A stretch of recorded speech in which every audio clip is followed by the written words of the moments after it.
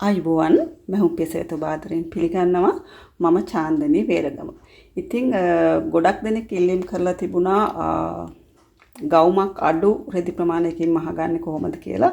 අනිත් එක දැන් සාමාන්‍යයෙන් පපුව 42 43 වගේ කෙනෙකුට රෙදි මීටරයකින් සාමාන්‍යයෙන් ගවුමක් මහන්න අමාරුයි. නමුත් ඉතින් මේ විදිහේ බලන්න හරිම පහසුයි. රෙදි මීටරයකින් අපිට පුළුවන් පපුවට මින්ම 44 කෙනෙකුගේ වුණත් ගවුමක් මහගන්න හරිම ලස්සනට. ඉතින් බලමු මේක කොහොමද කරගන්නේ කියලා. ගොඩක්ම සරලයි. දිගටම වීඩියෝ එකත් එක්ක රැඳිලා ඉන්න. ඒත් එක්කම වෙනදා වගේම ඔබගේ අදහස් සහ යෝජනා පහලින් කමෙන්ට් කරගෙන යන්න. ඒක ගොඩක් මට වැදගත් වෙන නිසා. බලමු අපි මේ ගවුම කරගන්නේ කොහොමද කියලා. මෙතන මම 60 පළල විස්කෝස් අරන් තියෙනවා රෙදි මීටරයක්. ගොඩක් මේක තද පාට රෙද්දක් නිසා ප්‍රින්ටර් රෙද්දක්. ඒක නිසා මම කොලයක පෙන්නන්නම්. ඔබ හිතන්න මේක මගේ 60 පළල රෙද්දක් කියලා. එතකොට මම මේක සෙන්ටිමීටර වලින් අරන් තියෙනවා. මේක බලවාටිය කියලා හිතන්න. මේ පැත්තට යනකොට 60ක් තියෙනවා. කියන්නේ සෙන්ටිමීටර 60ක්. ඔබ රෙදි කොටස මේ විදිහට අරගෙන පළල පැත්තට මෙහෙම දෙකට නමා ගන්න. පැහැදිලි ඇති. එතකොට 60 පළල රෙද්දනේ මේක. එතකොට මේ පැත්තට පළල පැත්තට අඟල් 30ක් තියෙනවා. අපි මෙහෙම රෙදි කොටස නමා ගත්තා. එතකොට මෙතන තියෙන නැම්ම මේ පැත්තේ තියෙන්නේ බලවාටි දෙකක්. හොඳයි. මෙහෙම රෙදි කොටස නමා ගත්තට පස්සේ මේ උඩ සහ යට ඇද තියෙනවා නම් ඇරලා රෙදි කොටස ලස්සනට හරස් රේඛාවක් ඇඳලා කපා ගන්න. ඊට පස්සේ අපි මේකේ මිමි ලකුණු කරන්නේ කොහොමද බලමු. මේකෙදි මම ඇත්තටම උරමින්ම විතරයි ගන්නෙ. ඊට පස්සේ මේක අපිට ගොඩක් පහසුවෙන් කපා ගන්න පුළුවන්. බලමු. මෙන්න මේ නැම්මේ ඉඳන් මේ පැත්තට ලකුණු කරන්න උරමින්ම දෙකට බෙදලා අඟල් කාලක් එකතු කරලා එන උත්තරේ කාලක් හෝ භාගයක්. දැන් මගේ උරමින්ම 14ක් කියලා ගත්තේ. එතකොට 14 දෙකට බෙදුවාම 7යි. අඟල් භාගයක් මෙහුම් වාසි එකතු කරපුවාම 7:00.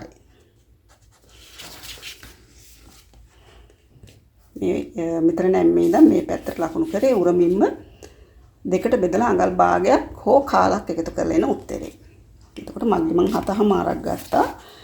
ඊට පස්සේ මෙතන ඉඳන් පහළට ගන්න මේ මිම්මට වඩා අඟලක් වැඩිපුර. ඒ කියන්නේ උරමින්ම මේ ගත්ත මිම්ම 7:00යි. දැන් මෙතන ඉඳන් පහළට මම ලකුණු කරනවා 8:00ක්. බොහොම සරලයි. එහෙම ලකුණු කරලා තියාගන්න. ඊට පස්සේ ඔහොමම යන්න පහළට. දැන් මේ පැත්තේ පහළත් මම උරමින්ම දෙකට බෙදලා අඟල් භාගයක් එකතු කරලා එන උත්තරේ තමයි මේ ලකුණු කරලා තියෙන්නේ. ඊට පස්සේ අපි උඩත් ඒ මිම්මමයි ලකුණු කරේ. ඊට පස්සේ අපි මේ ලක්ෂ දෙක මෙහෙම යා කර ගන්නවා. යා කරලා මේ රේඛාව දිගේ අපි කපා ගන්න ඕනේ. එතකොට අපි මේවට අල්පනිති ගහලා තමයි රෙදි කොටස කපන්න පටන් ගන්න ඕනේ. කොහොමද මතක තියාගන්න.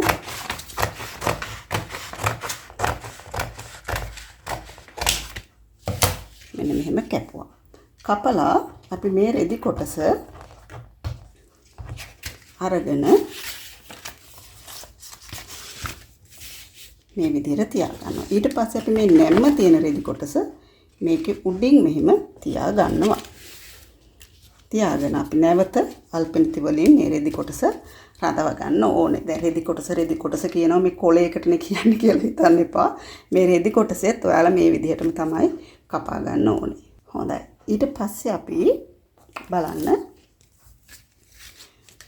මෙන්න මෙතන ඉඳන් අඟලක් පල්ලෙහාට ලකුණු කරනවා.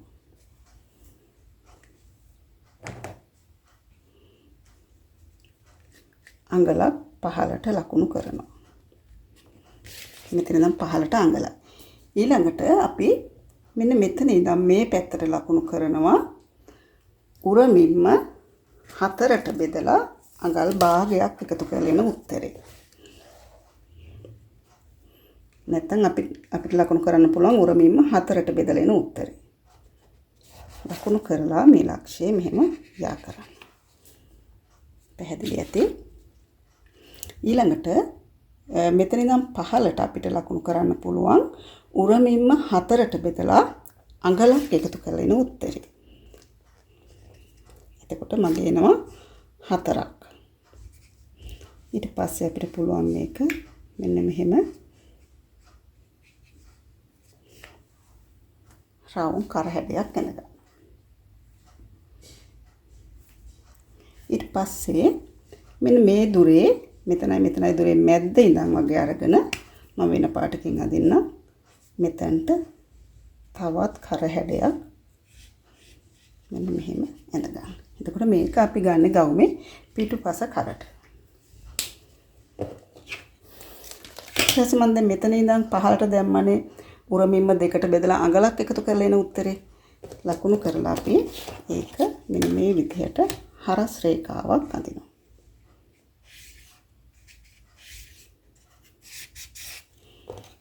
හරිද?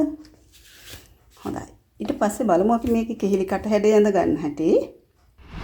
මෙතන ඉඳන් මේ පැත්තට ලකුණු කරනවා දෙකට බෙදලා එන උත්තරේ. ලකුණු කරලා අපි මෙන්න මෙහෙම යා කර ගන්නවා. යා කරගෙන මෙන්න මේ රේඛාවේ මැද්ද ලකුණු කරලා මෙහෙම රේඛාවක් අඳින්න. මේක මගේ වීඩියෝ එක දිගටම රැඳලා හිටියා නම් මේ කිහිලිකට හැඩය අඳින හැටි දන්නවා කවුරුත්. ඊට පස්සේ මෙතන මැද්ද ලකුණු කරලා අපි මෙන්න මේ විදිහට රේඛාවක් ඇඳලා මේ රේඛාවෙත් මැද ලකුණු කරලා මෙන්න මෙහෙම ඇඳ ගන්න තියෙනවා. පැහැදිලි ඇති. හොඳයි. ඊට පස්සේ බලමු කරන්න ඕනේ මෙන්න මෙතන ඉඳන් පහළට බලන්න කීයක් තියෙනවද කියලා. දැන් මම මේක සෙන්ටිමීටර වලින් ගත්තේ. මගේ තියෙනවා 38ක්. 38ක් තියෙනවා. ඒ මින්ම අපි මෙන්න මෙතන ඉඳන් මේ හැඩයට ලකුණු කරගන්න ඕනේ. 38ක්. ලකුණු කරලා අපි මේක පොඩි හැඩයක් දීලා මෙන්න මෙහෙම ඇඳ ගන්නවා. ඕනනම් අපිට තව චුට්ටක් ඉහළට ලකුණු කරගත්තත් කමක් නැහැ. අඟල් භාගයක් විතර මේ ප්‍රමාණයට ගත්තත් කමක් නැහැ. ඊට පස්සේ අපි මේ රේඛාව දිගේ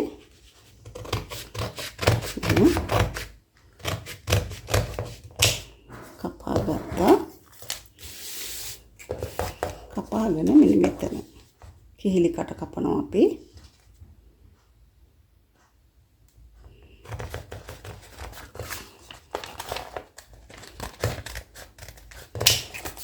උරිස්ස කපනවා. උරිස් රේඛාව. ඊළඟට මෙන්න මේ රතු පාට කර හැඩය දිගේ මෙහෙම කපනවා. පැහැදිලි ඇති. ඊට පස්සේ අපි මේකේ යට කොටස් දෙකක් තියෙනවා. යට කොටස් දෙකක් තියෙනවා. මෙන්න මේ උඩ නැම්ම තියෙන රෙදි කොටසේ මෙන්න මේ කර හැඩය කපා ගන්න.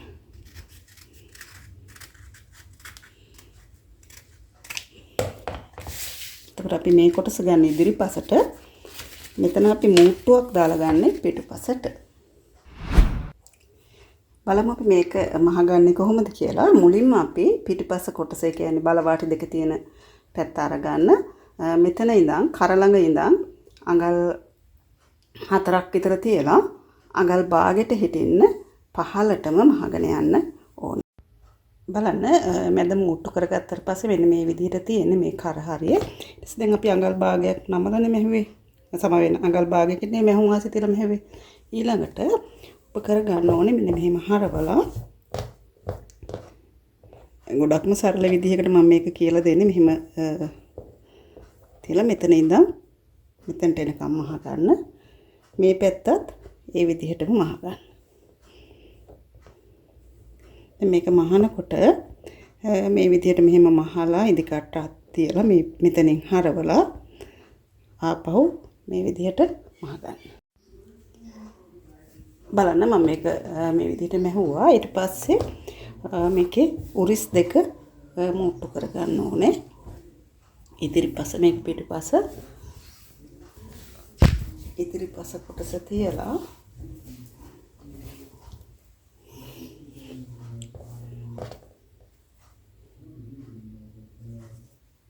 මෙහෙම තියලා අඟල් භාගයට හිටින්න උරිස් දෙක මුට්ටු කරලා ඔලොක් මැෂින් එකක් තියෙනවා නම් එහෙම කරන්න ඔලොක් කරගන්න. නැත්නම් සිග්සැග් මැෂින් එකක් තියෙනවා නම් සිග්සැග් කරගන්න. බලන්න එතකොට දැන් මෙන්න මේ විදිහට තමයි කර තියෙන්නේ. මේක පිටුපස. ඊට පස්සේ මම හිතුවා මෙන්න මේකේ කර්ණාකාර පටියක් සකස් කරගත්ත එකක් මං කලින්. මේක අපි එහෙම තියලා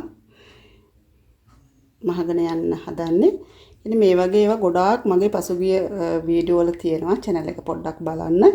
මේක මෙහෙම රවුමට සම්බන්ධ කරලා මහ ගන්න ඕනේ.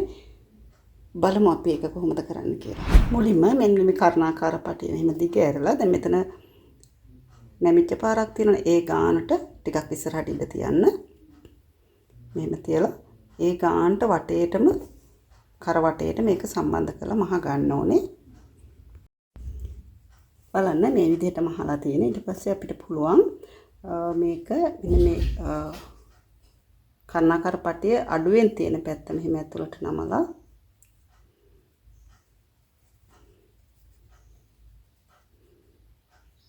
මේක මේ විදිහට නමලා මෙන්න මේ විදිහට හිටින්න වටේටම මහගෙන යන්න ඕනේ. එතකොට මේ පැත්ත හොඳ පැත්ත, මේ පැත්ත කන පිට පැත්ත. මේ පැත්තෙන් මෙහෙව්වත් කමක් නැහැ. මෙහෙන් මෙහෙව්වත් ප්‍රශ්නයක් නැහැ. මෙහෙම වටේටම මහගෙන යන්න ඕනේ. මෙතෙන්දී මේ කෙළවරේදී මෙන්න මේ කෙළවරේදී අපි කරන්න ඕනේ මේ ටික අපි බටන් එකක් දාගන්න ලූප් එකක් විදිහට හදා ගන්න ඕනේ. ඒක නිසා මේ ටික මෙහෙම කෙලින්ම මහලා මේක මෙහෙම නමලා මෙහෙම ඇතුලෙන් තියාගන්න. ඊට පස්සේ මේක මෙන්න මෙහෙම හිටින්න ඕනේ ලූප් එකක් විදිහට. ඊට පස්සේ මෙහෙම මහගෙන යන්නයි තියෙන්නේ. ඒත් එකම අතටත් ඒ විදිහටම කර්ණාකාර පටිය සම්බන්ධ කරලා තියෙන්නේ. ඔබට කැමති නම් මේක මෙහෙම නමලා මේක මෙහෙම තියෙන්න මහගෙන යන්නත් පුළුවන්. නමුත් මං හිතුවා මේක මෙහෙම තියෙද්දි මෙන්න මෙහෙම යටට හිටින්නේ මෙහෙම මහගෙන යන්න. එතකොට මේ පැත්තට මේක කර්ණාකාර පටිය පේන්නේ නැති වෙන්න. අත් කොටස මහලා තියෙන්නේ. එතකොට මෙන්න මේ විදිහට. ඔබට කැමති නම් කරත් මේ විදිහටම මහ ගන්න පුළුවන්. එහෙම මහගත්තට පස්සේ අවසානට වෙනද වගේම අංශ දෙක මහලා චූටි වාටියක් මහලා ගවුම සම්පූර්ණ කරගන්න පුළුවන්. බලන්න මෙන්න මේ විදිහට තමයි අපි මහගත්ත ගවුම තියෙන්නේ. හරිම සරලයි. ඔබ මහලා බලන්න මේක යට ගොඩාක් ෆ්ලෑට් හැඩයක් තියෙනවා. මේක පොඩි ළමයෙකුට මම දාලා තියෙන්නේ. ඒක නිසා හරිම සරල ගවුමක්. මීටරයකින් සාමාන්‍යයෙන් අපේ පපුවට මෙන්න 43 කෙනෙකුට උනත් රෙදි මීටරයකින් 60 පළල මේ ගවුම ලස්සනට හැඩට මහ ගන්න පුළුවන්. ඒක නිසා ඔබත් උත්සාහ කරලා බලන්න. යාළුවන්ටත් බලන්න වීඩියෝ එක ෂෙයා කරන්න. තවත් මෙවැනිම පාඩමකින් අපි හමු වෙමු. ආයුබෝවන්.